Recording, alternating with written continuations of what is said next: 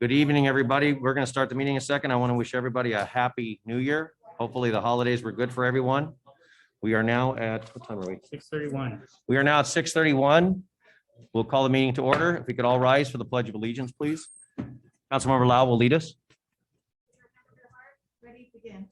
I pledge allegiance to the flag of the United States of America and to the republic for which it stands, one nation, under God, indivisible, with liberty and justice for all. Roll call, Mr. Russi.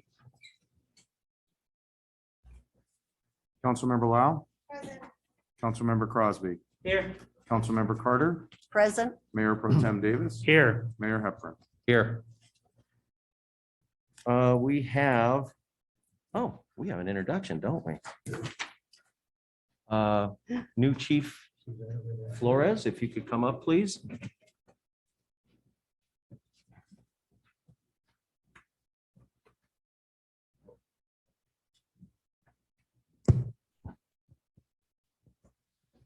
Well, if you all don't know, we have, if I'm not mistaken, Mr. Russi, it's the first woman police chief in 117 years history of the city. Is that correct? That is correct. So,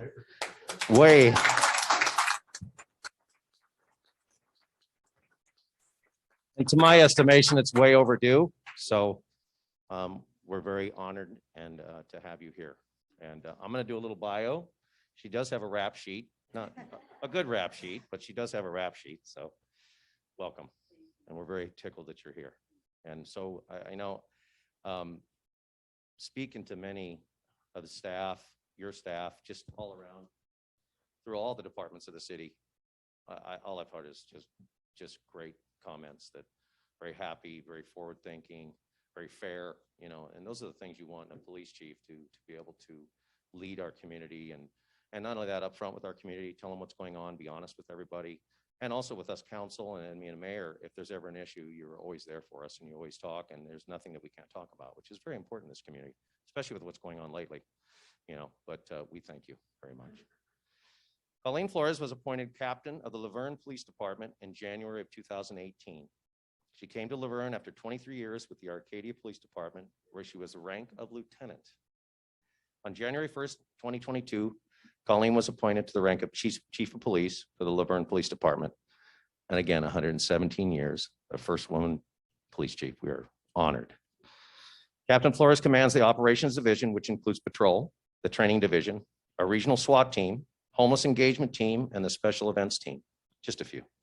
She also oversees the administration division, which encompasses investigations, the dispatch center, community services, and the records division. Other assignments during Captain Flores' career have included commander of operations, investigations, field trainings, jail services, West San Gabriel Valley Anti-Crime Task Force, public information officer, and incident commander on various critical incidents. Captain Flores served on the board of president of the San Gabriel Valley Peace Officers Association, a nonprofit organization for law enforcement networking and training. Prior to becoming a police officer, Captain Flores was a police cadet at the Chino Police Department and a police explorer at the Upland Police Department.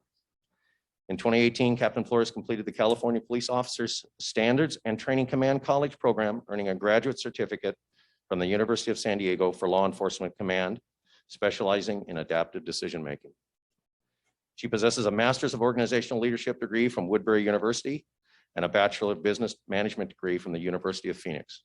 She is married, has a 12-year-old daughter, 2 adult stepsons, one who's serving his 10th year in the United States Army. We welcome you again.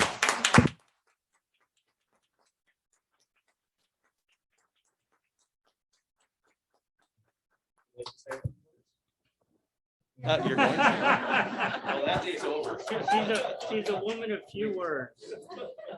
Yeah, no, I just want to say thank you to everybody. I am so honored and humbled that our council, mayor, city manager has so much faith in me to put me in this position, especially for the first, which I do not take for granted. So thank you so much.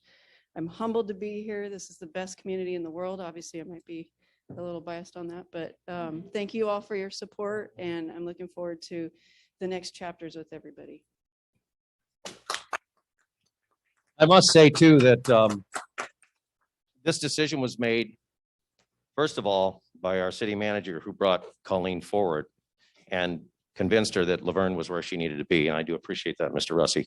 Also, the staff also that interviewed, but also our council that made those final decisions to accept her and bring her in. And probably one of the best decisions we've ever made. So nothing that you have to look up to, but anyway, thank you. Thank you for being here. We're really proud. Thank you.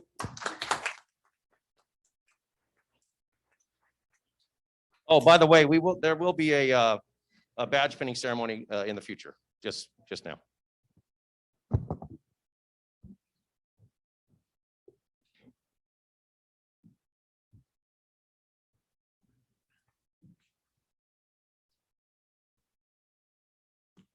Announcements of upcoming community events. We have a few announcements, Mr. Russi. Ms. Bocamp. Oh, okay. Oh, it's Beauchamp, isn't it? It is. I'm sorry. That's okay. I'll work on it, I promise. Beauchamp. There you go. Oh.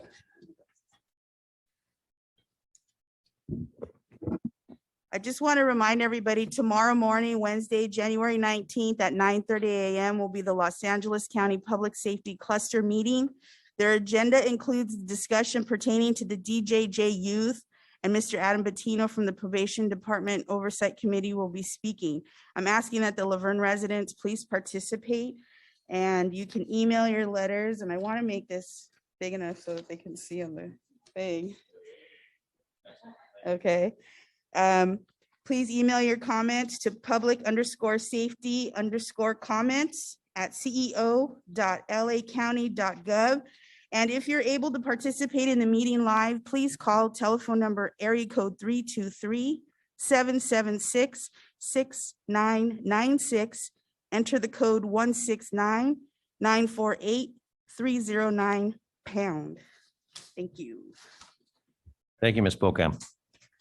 Missed it again. I did, whatever. You know, hey, Beauchamp, thank you very much. Excellent information. It's very important that we all rally on this. This is a very serious issue and we can't let this happen to our community. So, and I will say that I've heard from many people inside, outside, that how respectful our residents are. And that's very important. You know, facts, figures, emotions don't count in this. It has to do with facts and figures and why, and the reasons why we're not, and the reasons why Barry J. Neidorf and that situation is a better place. So we focus. We've done a very good job. I've heard that they're very impressed with the information that's coming through, and we need to continue until they make this decision to let them know that we're active, very active, and we're in opposition to this and the reasons why. Mr. Russi. Yeah, you have another announcement. Mr. Ivy, good evening. How are you? Ooh. How are you? Thank you. You know, this is a great weekend that we just passed with Martin Luther King's birthday. And one of the things that I wanted to do is give you some updates on CASI, the Committee on Awareness and Social Inclusion here in the city of Laverne. Joining me, of course, is Julie Wheeler, my vice chair of CASI. And it's very important that we mark the fact that Martin Luther King's birthday is a tremendous day. It's not just a day for having a barbecue or getting together with family, but it's a day to remember what he stood for and what he fought for. In an interview 11 days prior to his assassination, he was asked why Black Americans haven't been able to pull themselves up like other immigrants. King's response was awesome. It's a cruel gesture to tell the bootless man to pull himself up by the bootstraps. In essence, he had no boots in the first place. And one of the things that he studied was the fact that when immigrants were introduced into America and came upon themselves as wanting to come to a great country, through it all, they were given land and money and opportunities. The African American or the Black was not given those same opportunities, was not given land, was not given anything. And then was told that he needed to assimilate into America, to vote, to become a citizen, to do all the things you need to do so that you could be honored and assimilate and be accepted as Americans. And I'm telling you that that has been a hard journey for a lot of African Americans in this nation. So one of the things that was also interesting that I had the honor and humbling privilege of knowing John Lewis, Congressman John Lewis, the man who is all about doing good trouble. And in that, as you remember, John Lewis, who was a great disciple of Martin Luther King, was attacked brutally by the police. Dogs were sicked on him. He was brutalized, and all because he was fighting for justice and for the right to vote. And as you know, in this country today, the things that Martin Luther King stood for and John Lewis was people having the right to be Americans and full citizens and enjoying the right to vote. Not just Blacks and not just Browns, and not just Asians, but women too. And as you recall, women only recently got the right to vote. So all the noise in America now about trying to restrict voting needs to be remembered by all these folks who just got the right to vote, that we need to be awesomely aware that we have an opportunity to all come together, especially here in Laverne. And Julie will talk about the good things and the good news about Laverne. But we do need to pull together. And what Cassie is all about is pulling together the good news and how we go forward. And I just want to close before I turn to Julie, is that Tony Dungy, who of course was the Super Bowl victory champ in February 4, 2007, and first such African-American to win the Super Bowl. He said this, he said, I wanted to win so I could open people's eyes to the fact that skin color doesn't matter and to give other guys a chance when I could. I was proud of my accomplishments, Tony said, but they weren't mine alone. I was pleased that children from every segment of society, some with hope, some without, might see that you can overcome society's racial limitations. Maybe now, he said, they would believe in themselves and the God who created them to reach for the dreams they held in their hearts. So Julie, why don't you take us on into Cassie? Good evening, Council and the City of Laverne. I'm honored to work with Gil Ivey as a Vice Chair of CASSI, the Cultural Awareness and Social Inclusion Committee. CASSI was begun as a grassroots movement in 2019, and our intention is to educate, inform, encourage, and build awareness for all community members in the City of Laverne. The focus of the committee is to provide understanding that every inhabitant is entitled to equal accommodations within the city. More importantly, we strive to uplift and create a community where all are welcome. And we feel that in our diversity, we are stronger, richer, and wiser to meet the challenges of our ever-changing world. The committee holds space for representation from the city, elected officials, Tri-City Mental Health, University of Laverne, NAACP, the Youth and Family Action Committee, Fire, Police, Chamber of Commerce, Hillcrest, and of course, residents. The online meetings are held monthly, the first Wednesday of the month at 5 p.m. for various programs and offerings. You can email the city to be added to the invitation list. And we also have a Facebook page, and our website is called diverselaverne.org. So please join us on the first Wednesday of the month of next month, February 2nd at 5 p.m. That's the end of my announcement. Thank you, Council. Thank you, Mayor. Thank you both.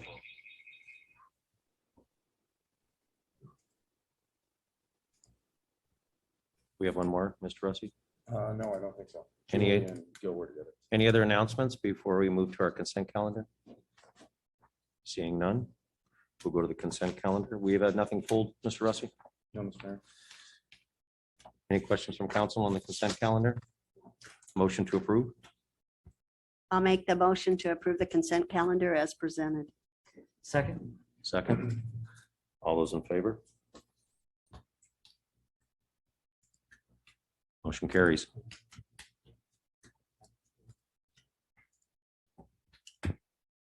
We move to item 7, other matter, ordinance number 1109, Mr. Rossi.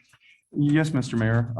In a minute, Tracy Casello will come on virtually and give you a presentation, but just to remind the council, back in June or so is when you had an update from staff about 1383, as well as some of the changes that were going to come as it related to refuse. Well, this is another one of those changes that is required within our own ordinance. And so Tracy will give you the specifics of that.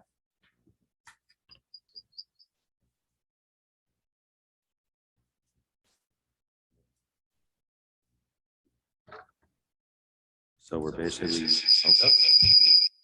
Okay, all right. Thank you. Good evening, Mr. Mayor, City Council, and Laverne residents. Thank you for the opportunity to give a brief summary of Ordinance 1109, which requests to add Chapter 13.30, Mandatory Organic Waste Disposal Regulations to the Laverne Municipal Code, as required by Senate Bill 1383.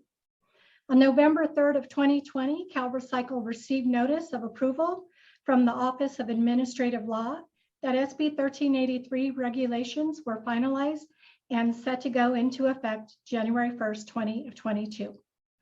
Our city attorney reviewed the municipal code requirements of SB 1383 and determined staff should implement relevant provisions of SB 1383 regulations to the city municipal code for further clarification and enforcement purposes.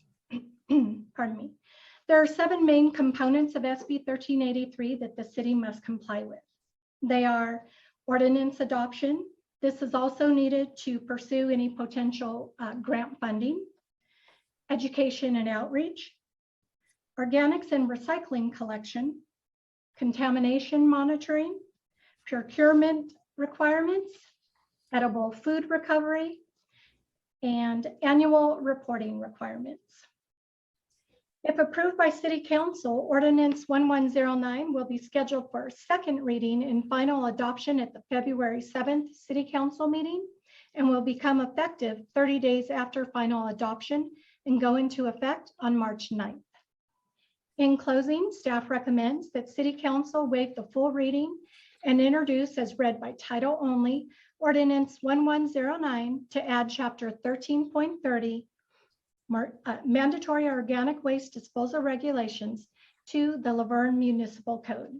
This concludes my presentation, and I'm happy to answer any questions. Thank you. do we have any questions for staff?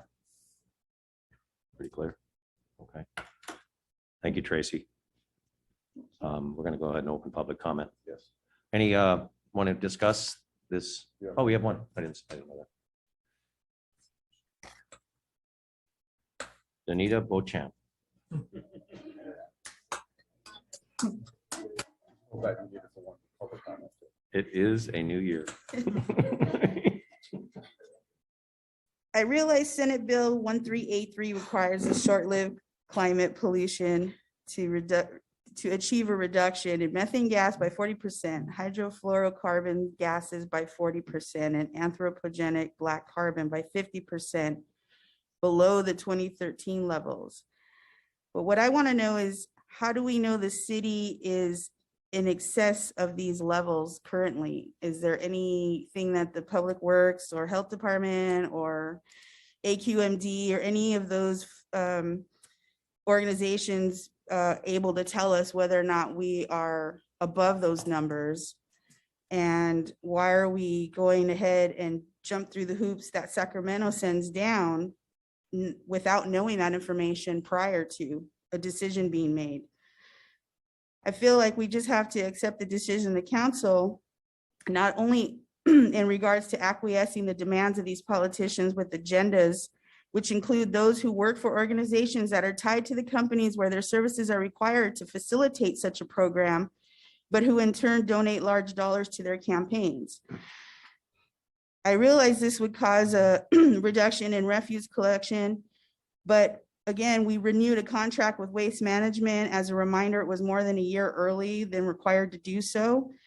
And did the city know about these new implementations that were supposed to take effect at the time that contract was signed?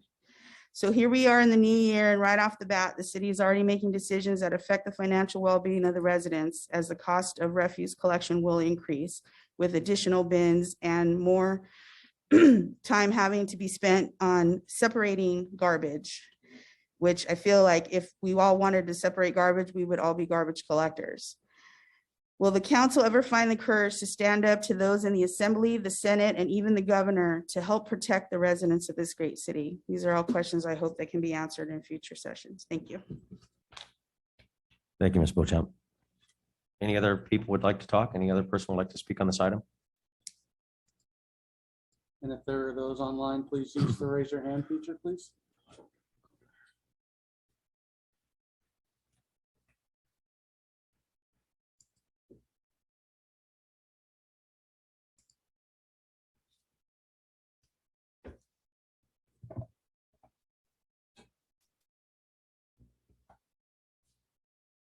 Nothing, JR. And I can check with Lupe just to make Okay. sure.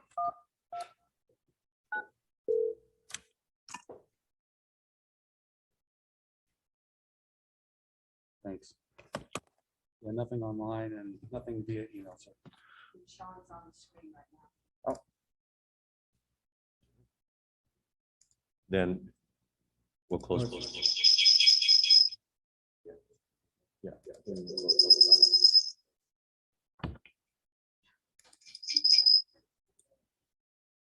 I'll just keep the speaker off until. Yeah. We're going to go ahead and close public comment, bring it up to the dais. Council, any questions or concerns or comments for staff regarding this?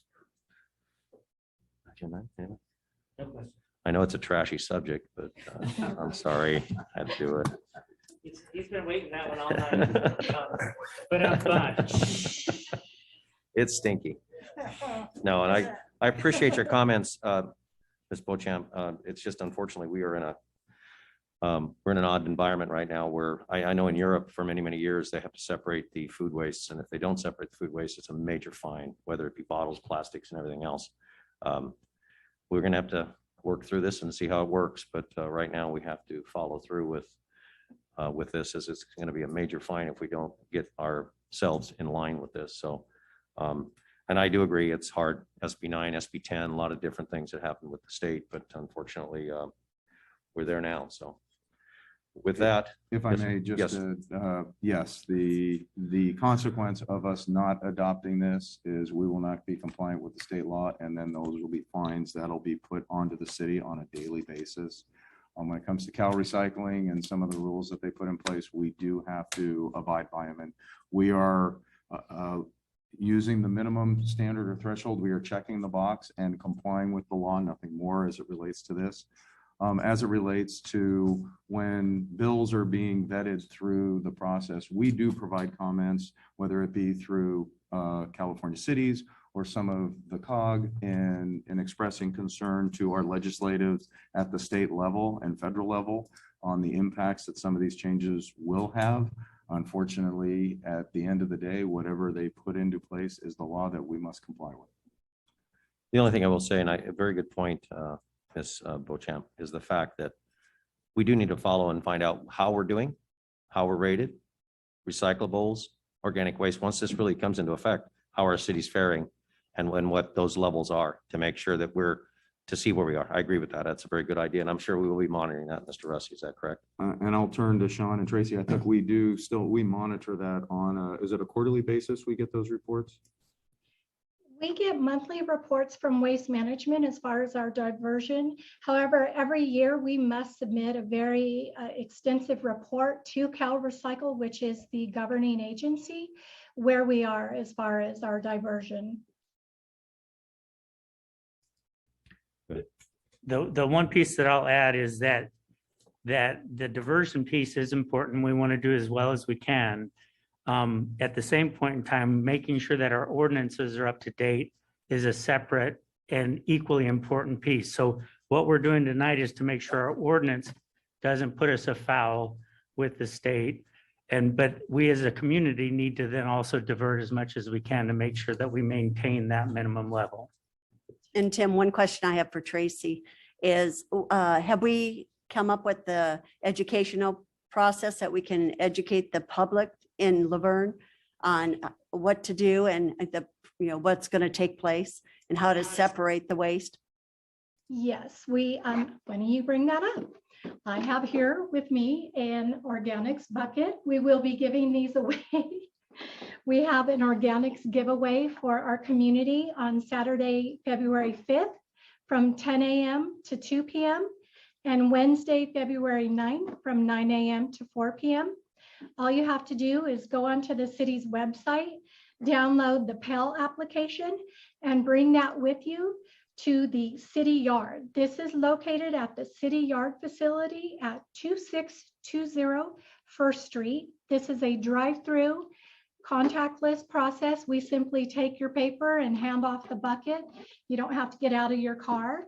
And these buckets are made to go countertop for you to put all of your organic waste in here, food scraps, paper wrappings from your food, and you take this directly out to your green waste bin. So you can look for a reminder on our Facebook and Instagram. We'll be sending a reminder out about that. And we are working with Cal Recycle as well as the cities of San Dimas and Arcadia to come up with some educational outreach. We actually have it available. We're just sending it out to residents. We did a mailer, and then we'll be hitting our businesses. Any other- Did that answer any other your questions? question, Robin? Oh, she's still. Thank you, Tracy. Thank you, Director Igo. I'll just make a comment or just get a really good garbage disposal. Okay, let's face it, guys, that's what they're for. So get that 1 horsepower garbage disposal and grind that stuff up. Because I know in England it's stinky, but it's where we're going, unfortunately. I think the hardest part is restaurants. They have so much waste, but yes, I agree with you. Yeah, and they have been doing an outreach, and I know this has been coming for a couple of years when they knew that this was coming. So they've been outreach, but garbage disposal, that's all I got to say. Real good one. So any other comments for staff? No, we're going to make we're going to waive the second reading. Is that correct? And we make No. So I'm moving that we waive the first reading, or we waive further reading and place on first reading ordinance number 1109, adding chapter 13.30 mandatory organic waste. Well put. Second. I will second that. All those in favor? Oop. Motion carries. Thank you. Thank you, staff. Thank you. Virtual high five. There you go. The We're gonna vote move was to, 5-0. Oh, we're good. We're gonna move to public comments. Is that me? And Mr. Mayor, before we go to public comment, if I Yes. may. Oh, I'm sorry. We were No, gonna. that's okay. We're going to talk, I was going to ask Mr. Rusty to fill us in on where we are with the city, with the Affable Page situation with the county and where we're moving with that. The meeting tomorrow, as Ms. Beauchamp was so nice to talk about. Mr. Yes. Rusty. Thank you for bringing up those comments earlier. Yeah, it was asked, and I know this is an area of great interest within the community. So council had asked if I could give just a little bit update on what some of our efforts have been in the consideration of transitioning Alphabet and Page. I can say that we have been working very closely as of late with Supervisor Barger's staff. They have been very much an advocate of our position. They have been instrumental in getting some of those talking points out for us. They have, so I want to thank their staff for taking that on, because this would be a much harder hill to climb if we didn't have that support at the county level. So to have her involved is great. They have expressed great enthusiasm with a number of comments that have been received by our residents at the various public meetings, especially the Board of Supervisors meeting. Even though it's only been under public comment, it gives her some of the traction that she needs to be able to get the audience with her respective supervisors. Doesn't know if it's at this point made any change, but certainly expressing the concerns that are being raised by her constituents, you residents. So she encourages that to continue. Don't stop at this point. The city council has sent a letter to both the Board of Supervisors as well as to the commission As the last letter was as a follow-up to the last town hall meeting, which I think we can all agree, we were very disappointed, I think, in the reception that we received. And that letter did reflect some of those points that we believe were missed. We have also, as you may or may not be aware, that with redistricting, Supervisor Solis in the first district will now be representing a part of the city of Laverne. So we have reached out to her staff to see if we can double up our efforts and get their support. Haven't had a response back, but certainly are pursuing that. If we can get there, that gets us to 2 votes. Then it's a matter of just getting another vote to assist with whatever action we need to do. So those are on the advocacy side that we're going to do. Additionally, in preparation, I will say, we've also directed our attorney's firm, who's identified one of their attorneys on staff, to begin to look at the process and to evaluate what, if any, approaches from the legal side that the council will have. Frankly, we won't know what those may or may not be until we understand what their recommendations are. So we are just getting ourselves prepared for what that possibility might be. So we are trying to get ourselves in a position where we're not flat-footed depending on the action. What can the residents do? There was a reference to the meeting that is tomorrow, and that meeting is a county staff level update. From the information that's been shared with me, it's not expected to be an insight to what the recommendations are going to be, but simply for an opportunity, because there wasn't any written document at this point that was made available. It's really just to give an update on the status of the activities that they've taken on so that the staff can then brief their supervisors. We still have a couple meeting opportunities to go after that, and you're encouraged to participate in that as was shared, and it's item 4D. I was told that on the agenda, which is on our website, it's under the main link up top about the public safety cluster. It says click here to join the meeting. That will be live as of tomorrow. It's not active today, so you click it and it does nothing. But I've been told that as of tomorrow, you'll be able to actually participate in the meeting that way. So please look at that. You can certainly call in if that's more convenient, but this is another opportunity to engage as we have previously. The next opportunity will be the Board of Supervisors meeting, which will be on January 25th, again at 9:30. And so encourage everybody to continue to participate. And that link will be up on at least our website and from the supervisor staff by the end of the week. So be looking out for that information to be available. After that will be the upcoming Probation Commission meeting, where we expect the recommendations, whatever they are, and we haven't seen them at this point, will be.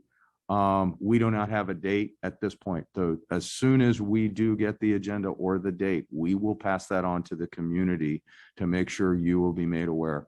We are, as you may be aware, we have put some recommended talking points on our website as well. We would encourage you to look at some of those. We will be updating those when we get to that commission meeting point. We will want to frame some of the comments around what the recommendations are. I think we have some really good talking points at this point, but when we know better what the recommendations are, we'll be better able to craft the residents for how best to respond to that. So that'll be forthcoming.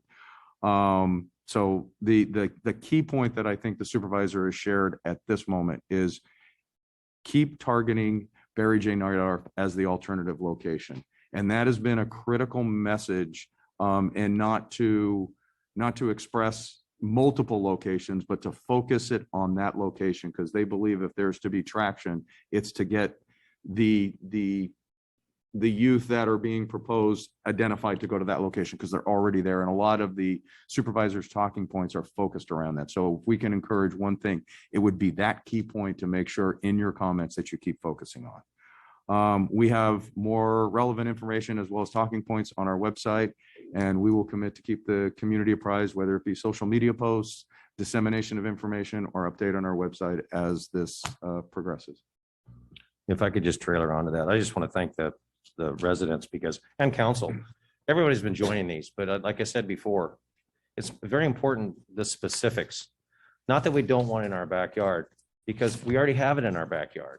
You know, we already have 707B offenders there, which we'll address that later. But the most important thing, and especially with David and Margaret and Leroy Haynes, But I want to say, like, I know that Mr. Gabaldon, Ms. Beauchamp, I know that Kathy Newland, I know a lot of the residents. I know Robin Carter, I know that Muir Davis, I know that Mr. Crosby, I think Wendy, you were on also. The point is that I'm really proud of our residents because they're speaking up, and Mr. Ivy was on there. I wanted to thank him because he's been on there a number of times speaking. And also, we've rallied the city of San Dimas, the city of Claremont. We've also rallied the city of Glendora. Also, we've also rallied the San Gabriel Valley Council of Governments in opposition to this, and the reasons why. And as Mr. Russi had stated, it is the fact that Barry J. Nydorf is already there. It can be modified for less money. And not only that, all the services surrounding that area are for these youth. The SYTF youth are already there. They are already there. And that's their holding. And I think they have some in Kilpatrick, but we want to focus on Barry J. Nydorf. And it seems that the ship with the supervisors is turning to the aspect of, okay, we have a location that's already pre-existing, that already houses our SYTF youth. And why would you put them in another location and uproot them in a construction? Because our place is going to require a lot of construction. There's no question about it. So we just keep that up. We keep up the Barry J. Nydorf. But again, I just want to thank everyone, our community partners, our council members. Ryan Vienna over in the city of San Dimas jumped on this. So we had 4 letters from each individual. We got our stuff. So we're doing a good job. But you know what? Don't take the pedal off the gas, because we know that things can happen real quick. So the city's doing everything we can, and we're going to fight this to the end. So just keep the fight up. Everybody get on there tomorrow morning. And then the next meetings, I think we've been really good about televising on our website, but we cannot let up on this. This is so important to us for the safety and the future of our community. So thank you, everybody. Do you need a Beauchamp?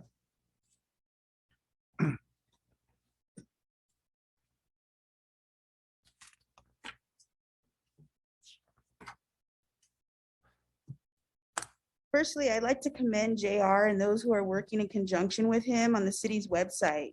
To my surprise, they have made it more user-friendly, and specifically pertaining to the juvenile camp issue facing the city, it is in large print on the center of the main page with one location of where to download and view the documentation that Mr. Russi just spoke of. I hope that going forward, other important topics that face the city and the residents will also be as easily accessible. Secondly, I thought it appropriate for today's meeting, since yesterday was the holiday honoring Dr. Martin Luther King Jr.'s birthday and his achievement, that I would use a quote from his book, Strength and Love, which was published in 1963. The ultimate measure of a man is not where he stands in the moments of comfort and convenience, but where he stands at times of challenge and controversy. With that being said, 3 of the council members failed to participate in the last Probation Oversight Committee meeting on January 13th and voiced their opposition to the DJJ potentially choosing the Afro-Blah Page camps. I have to say that I'm especially disappointed in Mr. Crosby's lack of participation, knowing that he's an advocate for children and education as he serves in the Duarte School District. Past calls and letters are quickly forgotten, especially from those who were cut off by the moderator once they reached their time limit. I believe the council members who remain silent on a topic that is so important to the residents of this city, so much so that it has drawn newspaper and major media news coverage, shows an utter lack of leadership and the utmost disrespect to the residents. I want to go on record at this moment and state that I will do what is absolutely necessary and within my power to remind the residents of this city of their actions, or a lack thereof, of these council people come voting time. Thank you. Thank you, Ms. Beauchamp. Anybody else on public comment?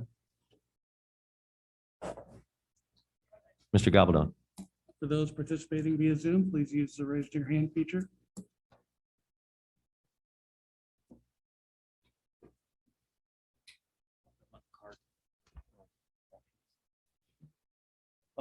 In recent days, I've witnessed all members of this council rise up and publicly express their opposition to the DJJ and the county supervisors who are considering the expansion of the use for camps Aflerbaugh and Page, situated in our city's foothills. To that, I say thank you. We really appreciate you and the participation that you have made, because I think this is an important opportunity for you to convey to the city and the citizens that you are listening to us. What our city faces in this issue is an example of what are deemed unintended consequences This is what comes when we do not look down the road with clear lenses and without biases of our personal preferences for policy or from other peers who claim to represent us from the outside of our boundaries. For this council, there will always be the potential for unintended consequences of decisions you make. When faced with the choice to vote in favor of five districts versus 4, when faced with choosing public safety over ideology and not voting in opposition to a DA like George Gascon, aligning yourself with public officials whose words say one thing, but their actions another. As citizens, voting for council members of your city, county supervisors, a governor, or even a president whose policy and agenda open the door to the issues we might face in our city of their decisions. Voting for tax burden without a true understanding of the cost or implication of the funds. That would be an example of what we heard this evening.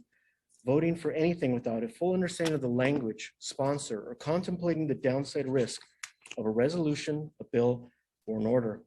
All of the above create an opportunity for the unintended negative consequences we may one day face in our city of Laverne, with only the latest being Camps Afflerbaugh and Page. Much like the police officers in recent news regarding their use of force, like LAPD officer William Dorsey Jones, who unintentionally shot an innocent girl in a dressing room, or Kimberly Potter, who accidentally pulled her gun instead of her taser, and having only moments to make a decision. They will pay unintended consequences of their decisions, whether or not their intentions at the moment of their action was a fair judgment of their character or work up to that fateful moment. In your role as council members, please keep in mind that your job is to represent us first in every scenario. Who you align yourself to must also see Laverne as their priority, where anything less would leave Laverne without protection from outside influences. Please consider all scenarios in your decision-making and look where you may be giving life to an unintended consequence. Thank you. Thank you, Mr. Galvin. Mr. Henley. How's everyone doing? Happy New Anybody Year. Here besides me hate wearing masks. Let's see a show of hands. I think the whole room's gonna I raise think their the hand on whole that room, one. right? Everybody hates wearing masks. Well, Really. not only that, you're breathing your own breath. It's No like, kidding. my And- gosh. And check this out. When I put these on, they fog right up when you go on it. Thank you for listening to me, guys. It's always a pleasure. You guys do a great job. But I do have a few things I really need to go over, and they might not be easy to hear, but here we go. We've all seen the aerial video from that was presented by Steve Hunter from Land Design Consultants regarding the traffic and the parking situation in the area of Baseline Road in question. If anyone hasn't seen the video, you should. You've all seen it though, right? I mean, we were all part of that meeting. Just a little background. Baseline Road at St. Mark and Baseline Road at Haponica are both 3 feet wider than Baseline at Town Avenue, which is landscaped with trees and with a center median. By the way, Baseline is the same width as Fruit Street, and we can all see the beautiful center median just installed.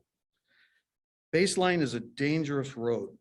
From Dawn Avenue to Haponica Avenue, there have been numerous accidents, including many bicyclists getting clipped by cars going by. One of these days, one of these cyclists are going to be severely injured. They go down, if you guys have ever seen Baseline, they jet down. It's a very popular bicycling track. It's a fun road to go fast on too. It's banked nicely and all that good stuff. But recently on November 12th, there was a fatality. The CHP, the LA County Sheriff, and the Laverne PD were all on the scene. There was some confusion as to who had jurisdiction for this location, oddly enough. We're asking for the same residential parking that is across the street from the Haynes Center, from Haponica Street to the eastern end of Baseline to the city limits on both sides. And that includes the parking right in front of the Haynes Center. I think, Rick, you're a superintendent, assistant superintendent. What is parking supposed to be like in front of a school? Okay, that's cool. You're not allowed to park in front of a school. You can go down the street over here. You can go in front of Claremont High School. You can go to Laverne Heights. All of these schools, you're not allowed to park in front of. And make no mistake, Leroy's is a school. It's getting paid by the state. It's getting reimbursed by other school districts. There's no 25-mile-an-hour speed limit zone there. There's not a crosswalk to be found. It's a dangerous, dangerous situation, especially with all the traffic that's been happening along there. One of the things that I'm asking for, and these are things that we really need, a center median with trees and landscaping. We can use the 4 trees that are being relocated from the newly annexed Baseline Residential Project. Street lighting. That baseline part of Baseline Avenue is really dark. If you guys have ever gone by there, it's extremely dark. I think that's one of the reasons there was that fatality. It was a motorcyclist that just probably couldn't see. You have one headlight on a motorcycle, and I'm sorry, those little reflector things that are supposed to make you know that there's a turn, no good. And for me to be one of the first people out there to see a person, and we've all seen this before, somebody busted up to the point where you know they're dead. And it just bothers me to think about it. But street lighting can be easily incorporated into our new center median. Crosswalks with traffic signals at Japonica and Baseline and Dawn and Baseline. As we talked about before, there are no crosswalks. There are none at all. Let me remind everybody here that $7.6 million from the American Infrastructure Rescue Plan has been allocated to the city of Laverne per the city of Laverne's website. So we all know that money's there. So anyway, I just want to let you guys know, I did some digging. You guys have a sheet in front of you. I did some digging. I found out from State Senator Anthony Portantino that Baseline was transferred from Caltrans along with payment to the city of Laverne. The letter that you have in front of you and the letter you guys all have speaks for itself. This is embarrassing to not know that that portion of Baseline in question belongs to Laverne. I would call that an epic failure. To date, I haven't heard from our Public Works Department, a phone call that I was promised but never received. I'd like to end with these 3 questions. How did the city of Laverne, how much money did the city of Laverne receive from Caltrans for this? And what did you do with the money? And number 3, when will you get moving on these items that we're asking for? Okay. Thank you, Mr. Henley.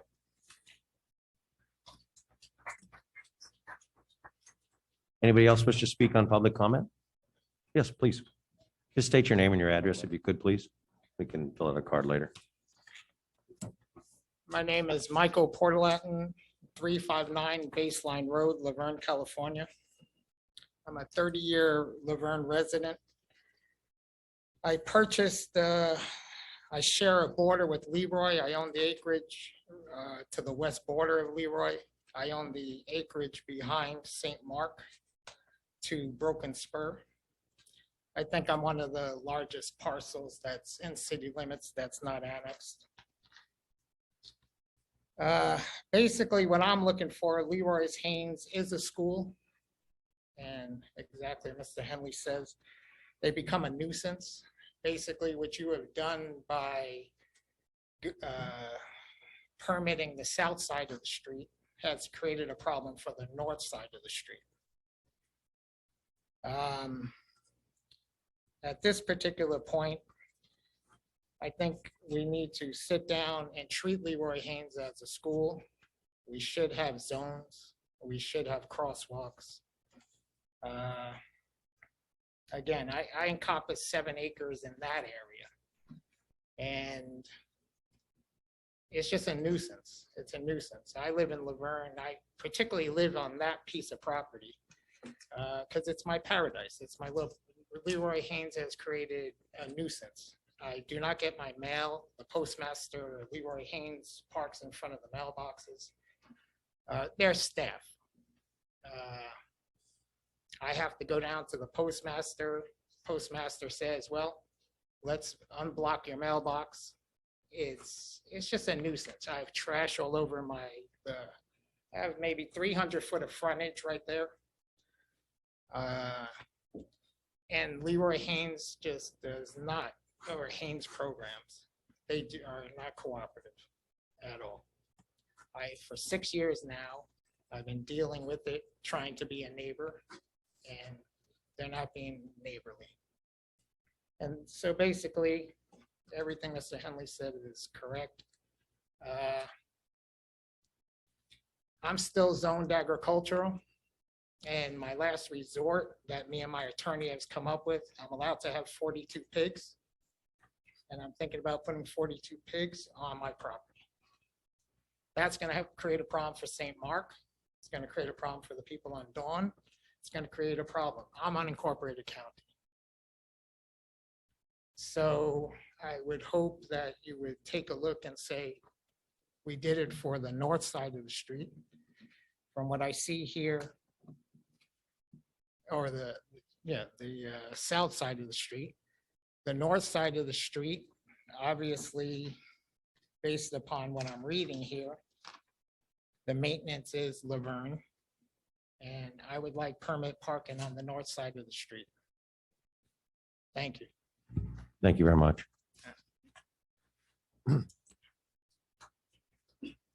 Anyone else? Ms. Newland?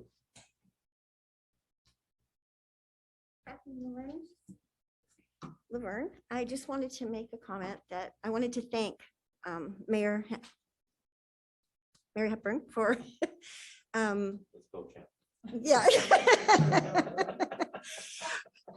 I was trying to think, do I add Tim Hepburn at the beginning or not? I want to thank you for going down and addressing the issue with the Altadena Dairy on White Avenue. After we heard from a resident that his business was down 50% due to the construction on the Gold Line, I messaged you, and the next morning you were down there talking to him and actually, trying to figure out some things to help him. And I've talked to him since, and I put it on the website, and there's 425 people have seen it. And so he said that business has picked up. I noticed when I drove down there this week, there's flags that say business is still open during construction. So I wanted to thank you. I just thought that was very good that you went right down there and took care of it. That's very sweet of you, but I want to also thank Councilmember Carter because she's on the Gold Line Authority and she was instrumental in getting a hold of the Gold Line Authority in order for more advertisement to help them, because one thing the Gold Line Authority or any of us don't want any businesses to suffer Right. with the construction, and 4 or 5 months being shut down is a lot, but she was instrumental in getting, I know with Habib Bailan, the CEO of the Gold Line, and getting them to advertisement and also hopefully with some coupons and some things like that to assist them to better their business. But, Great. again, a community, we all work together thank and you, it was, council. yeah, Yeah. so, yeah. Okay, thank you. Anyone else like to speak on public comment? We'll close public comment and come back. Oh, I'm sorry. We got a hand up. Oh, Ms. Brainerd.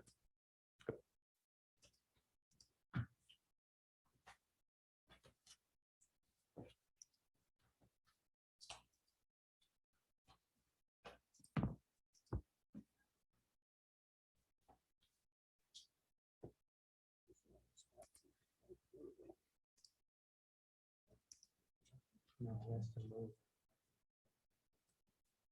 But she did disappear. So maybe she got lost.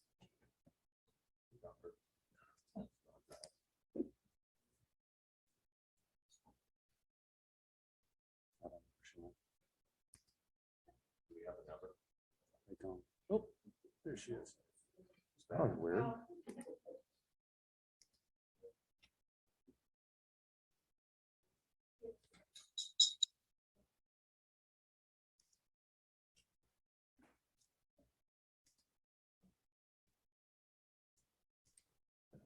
Go ahead.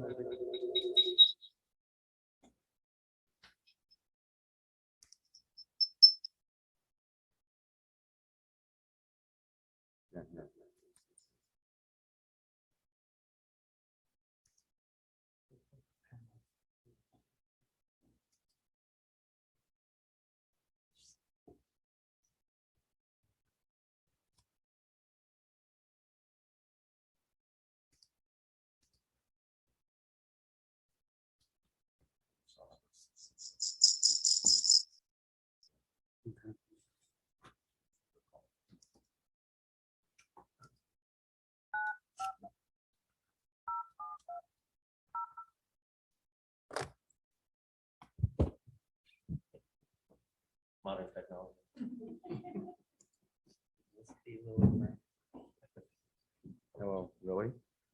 hear you on, this is the city of Laverne. Are you there?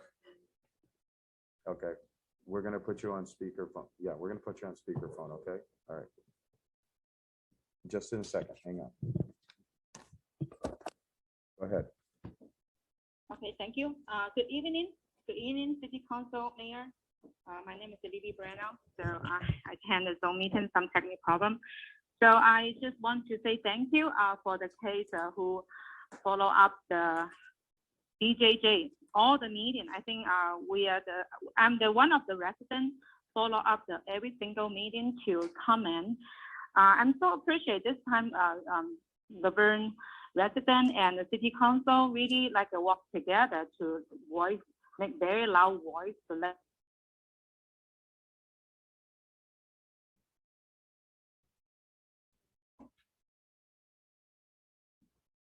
Lily?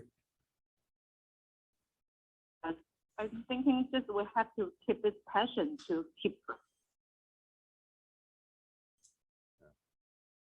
Lily, you keep cutting out.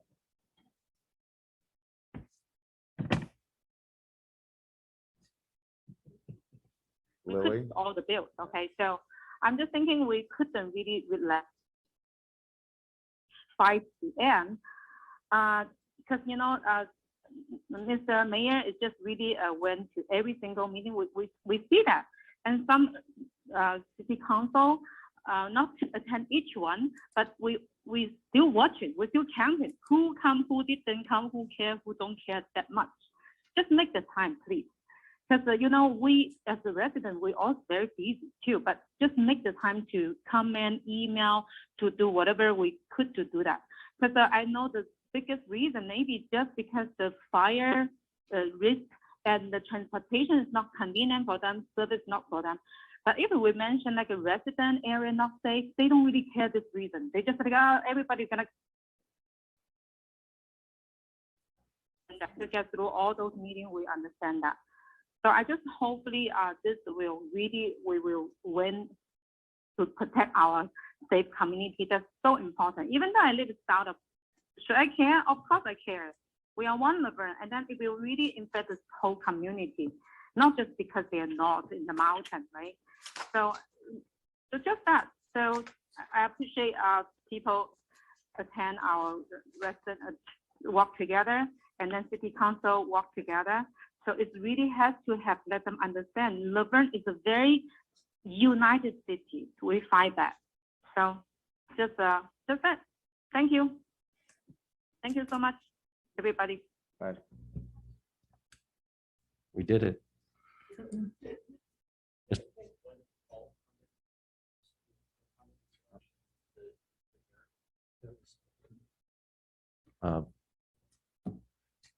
You open that door.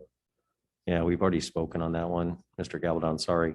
I also want to say that Lily's been involved in almost every one of these meetings, every single one, and she is very well spoken and, you know, her the same as all of us in Laverne. So I just want to give her kudos for that too. She is diligent, just like all of us on those meetings. Do we have anyone else? Nobody else has their hand raised and no other email for the city. Any other public comment on new items? Nothing else there? We're going to close public comment and bring it up to dais. Who would like to speak first? Councilmember Carter. Okay, I'm not going to speak too long on the DJJ because you all said wonderful points, but Lily said it best. The city has become united together on this topic and we're not going to go down easy. You know, I appreciate Lily, everyone that gets on each meeting to speak. There's times that others cannot make the meeting. You know, you can't, you know, you still have life to go on. You have work to do or whatever reason, but we're all out there to speak loudly so they hear us. So I appreciate everyone that does. Being on the committee for Christmas morning, we haven't had a meeting till now, but I just want to say Christmas morning, I appreciate all the volunteers that came out. Thank you. Lily was out there too. Christmas morning, we all met at 6 o'clock in the morning at the community center. And Lily had her son with her. And it was nice to see people out there to volunteer, give up their time with their families to be out there for a tradition, our 96th year tradition. And it was drizzly towards the afternoon. I felt bad for when the truck did come by our neighborhood. My grandkids are here from Michigan, so they were so excited to see the truck come down.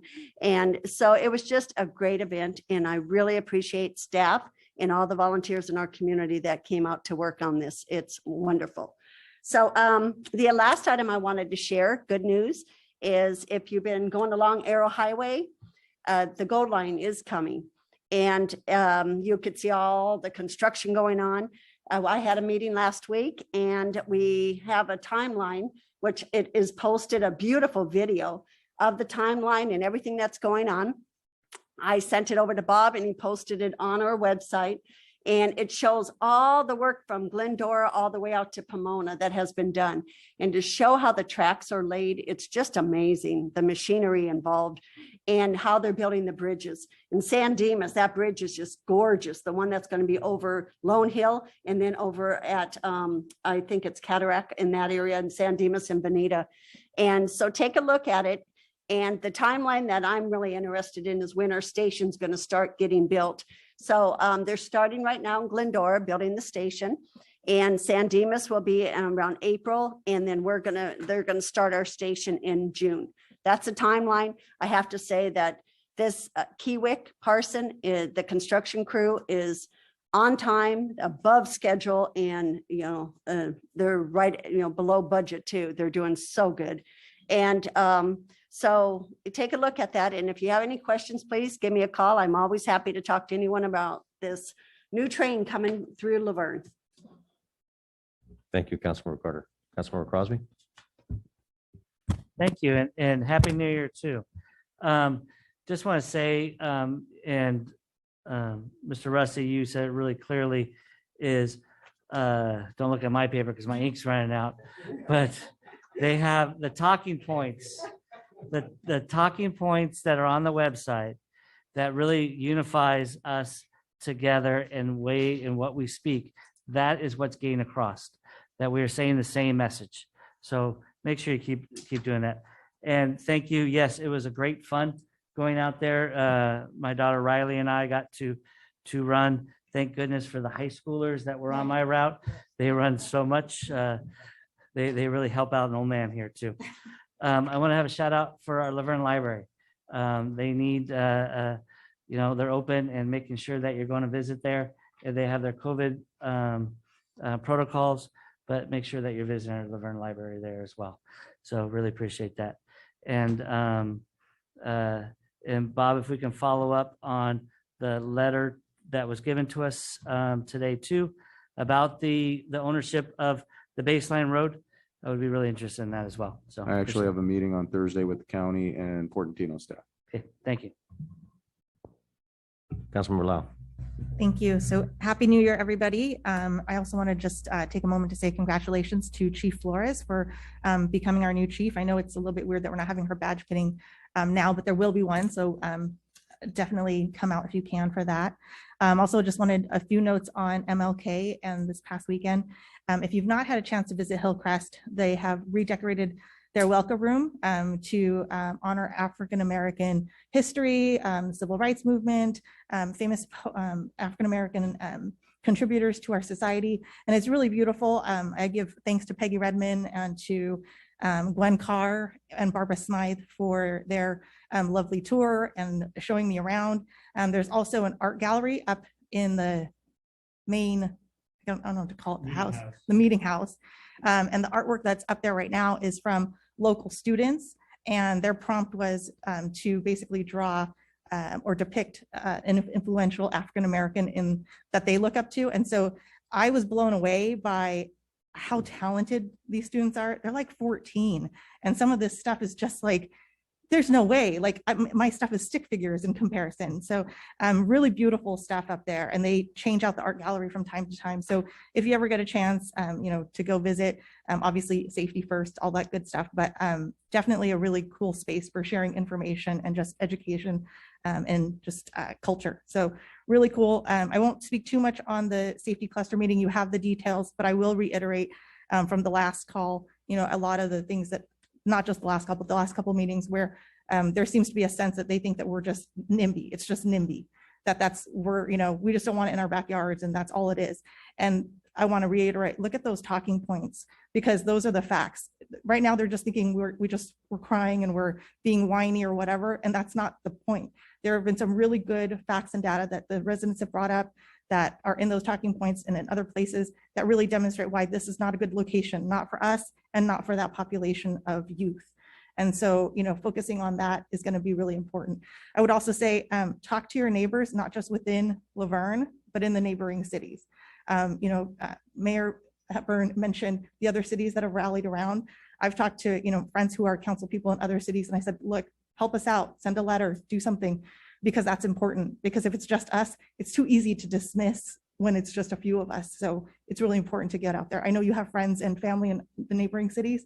Encourage them to send letters, call in. I know people are busy. So if you can't make the meeting because it's during your workday or whatever, if you have things to take care of, that's fine. But send a note, encourage other people to attend. I also wanted to shout out Gil Ivy and Marlene Carney, because those are two residents that have reached out and said, how else can we get this word out? And so they've been reaching out to business contacts and local chambers and getting them to get loud about this too. So I think it's really about thinking outside the box and being creative about how we can rally folks to this cause.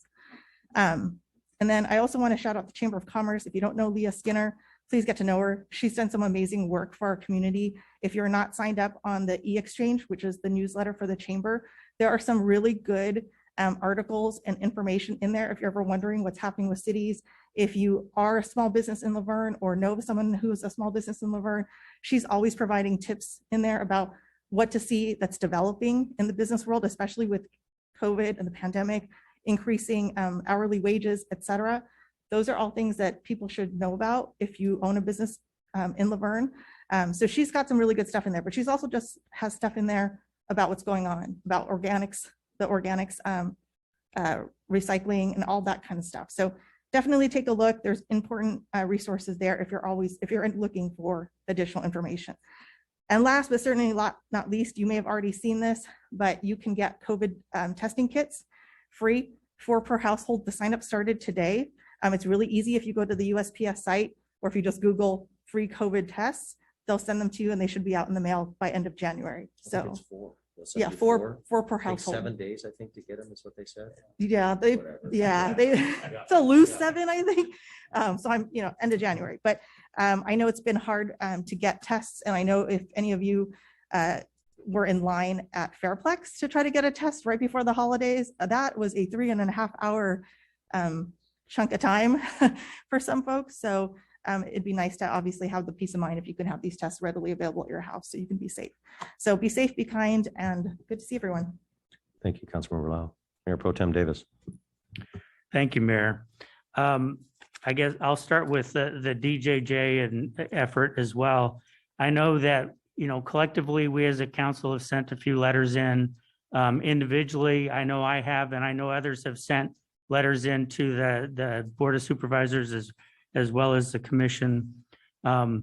Also, tomorrow's meeting, if you work like I do, you tend to write in some notes for public comment. So use the email that Danita showed.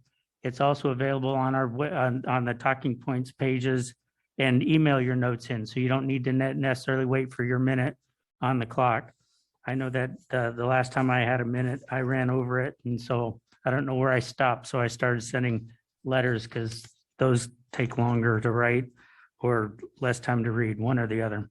But it is important to, the one thing a lot of people talk about that I just want to spend a moment to make sure that it's clear to folks, when people are saying that the youth are already at Barry J. Nydorf, the further step of that is pre-trial and during the trial, that's where they're housed. So when people are saying that the youth are already at Barry J. Nydorf, it's because during the whole process, it's not until sentencing that they would be moved away from Barry J. Nydorf to another facility. So when people are saying they're already there, it's important to use words like that to let them know that they're there through the process of pretrial and trial. So there's no reason to move them after the trial, because in some cases, the length of time that it takes to get through the trial is longer than the sentence. So when I just want to make sure everybody's clear that when you hear they're already there, that you're understanding that that's what that's the nuance of it, is they're there through the processing. And then after the trial and after the sentencing, then they're moved away potentially. So to keep them there for their sentencing is not that big a deal. And Barry J. Nydorf is already being required to change its update its construction. So when people are saying, oh, it's not a very nice place now, so we want to give them someplace better, Barry J. Nydorf already has to be upgraded. So some of those barriers are really just myth. I want to wish everybody a Happy New Year, but I'll go back in time to Christmas morning and share with what Councilmember Carter was saying. We were both on the Christmas morning committee. I think it went well this year, considering folks didn't get too wet. I want to thank CERT and RSVP and the city employees. And I want to thank the volunteer runners that we had. Yes, Lily was there with her son. We had another family that was there for the first time. We can always use more volunteers. Fortunately, I had the athletic director at the high school riding with us. And so I was trying to put a bug in his ear to try to get that cross country and track teams out there, because we could use their legs too. A lot of legs to carry the load lightly would be helpful. I also want to thank Greg Vermeulen from MASH, which is Meals and Support Services Headquarter. They're the ones that pre-wrapped all of our food this year. So I want to thank them for the services that they provided us this year. After that, I want to say that so a couple committees that I was on, Fairplex has been moved back into February. Same with the Active Transportation Committee. That's been moved to February. The Pomona Valley Transportation Authority did meet this past week. We went over the operations. Things are going okay. They need drivers though, but so does Meals on Wheels. So if anybody's interested in driving and helping people get around, talk to PVTA. They could use some more drivers. They'll let you know who their contractor is and help you get on board with that. They also presented the preliminary budget for next year. And it's going to go up from during the COVID times, but it's going to approach what the pre-pandemic budget levels were. So it's not going to be too earth-shattering, although we'll still see what we can do or what we're going to be doing about the Pomona Valley Transportation Authority budget. Let's see. We celebrated Martin Luther King holiday this past weekend, and you know, to add on to what Mr. Ivy was saying, with how much work folks are fighting with and struggling for civil rights today and the ability to vote, it's really giving me more an appreciation for what was done 60 years ago. And I think that folks like Dr. Martin Luther King and others that were cooperating with him, one of the gentlemen I know that is a member of my congregation, Ralph Smeltzer, and Ralph Frederick, were both involved with the civil rights movement for the Church of the Brethren. And that was really Herculean, and we need to keep up that Herculean effort even today. January as a month is the Human Trafficking Prevention Month, so please be aware of that. I know In-N-Out Burger has some fundraising going on to help with that. Looking forward into February, since we won't see you until sometime in early February, the Lunar New Year is coming February 1st, the year of the tiger. So celebrate with those who celebrate Lunar New Year. And February is also Black History Month. So we have some important time coming forward. So thank you for your attention. Thank you, Mayor Pro Tem Davis. Mr. Rusty, who was the one driving the fire truck on Christmas morning? The gentleman that was from the Public Works?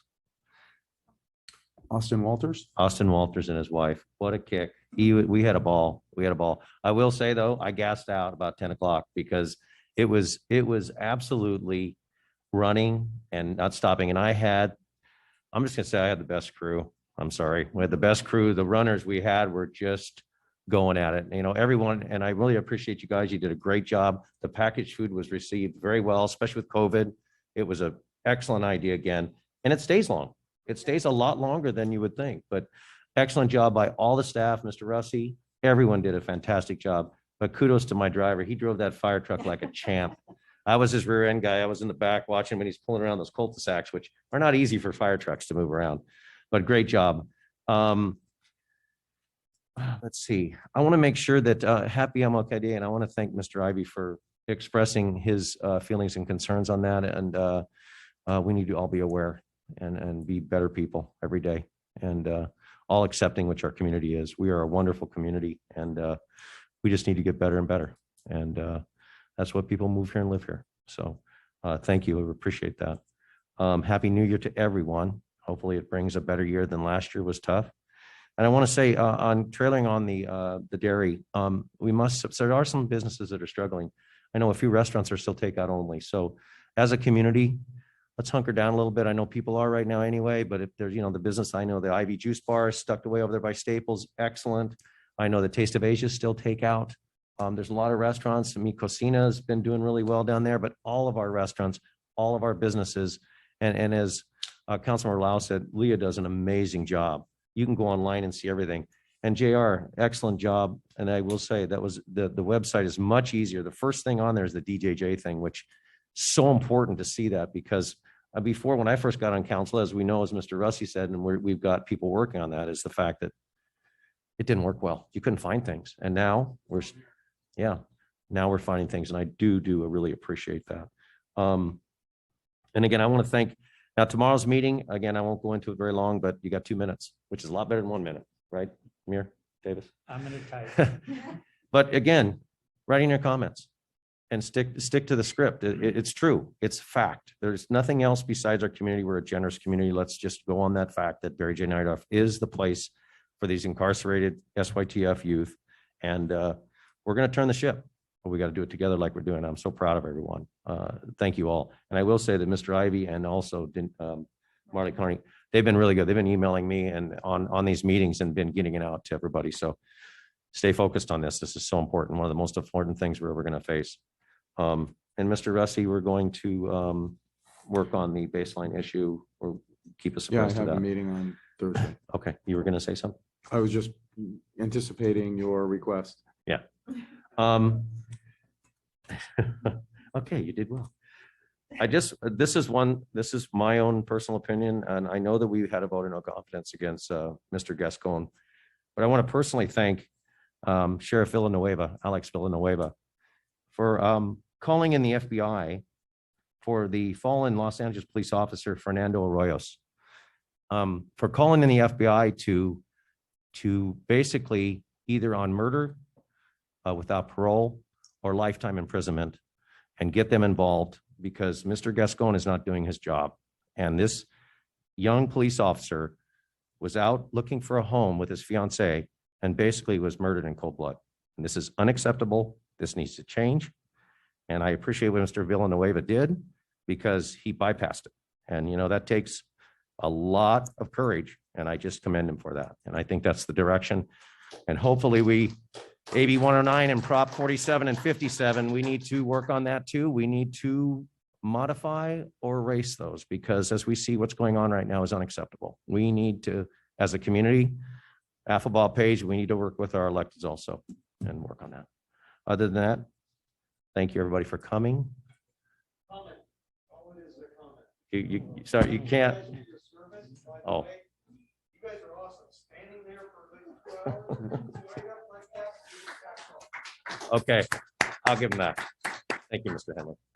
With that, we have a closed session tonight. Is that correct, Mr. Russi? 2 closed session We have 2 items. closed sections. One under Government Code Section 54957.6 and conference with legal counsel under anticipated litigation.